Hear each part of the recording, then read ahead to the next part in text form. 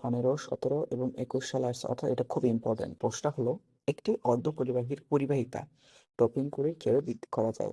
দেখো, এখানে আমরা পরিবাহিতা ডোপিং করে বৃদ্ধি করলে আমরা দুই ধরনের এই পরিবাহী পাবো। একটা হলো এন টাইপ আর একটা হলো পি টাইপ। এখন আমরা আগে এন টাইপের ব্যাখ্যাটি দেখব। ব্যাখ্যাটা হলো যে বিশুদ্ধ অর্ধপরিবাহী, যেমন আমরা এখানে জার্মানিয়াম নিলাম, ঠিক আছে।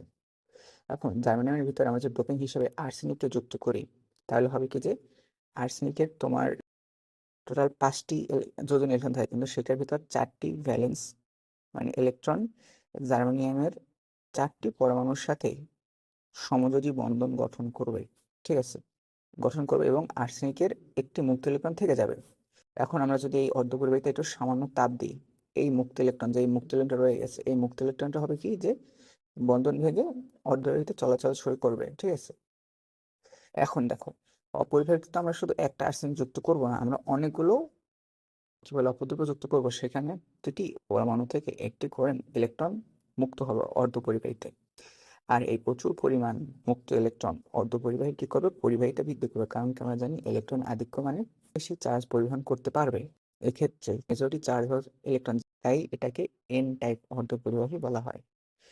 দেখো, এখন আমরা পড়বো যে পি টাইপ অর্ধপরিবাহী। পি টাইপ অর্ধপরিবাহীটা ইন টাইপের মতোই সেম। এখানেও অর্ধপরিবাহী মৌল হিসেবে আমরা কি নিয়েছি, জার্মানিয়াম, ঠিক আছে। এখানে পড়ছে কি যে যেমন এন টাইপে আমরা এই আর্সেনিক নিয়েছি, এখানে আমরা ত্রিযোজী অ্যালুমিনিয়াম নেবো। কি হবে, অ্যালুমিনিয়ামের 3টি যোজী ইলেকট্রন জার্মানিয়াম 3টি পরমাণুর সাথে বন্ধন গঠন করবে, কিন্তু চতুর্থ বন্ধন, এখানে প্রিন্টেড মিস্টেক করছে।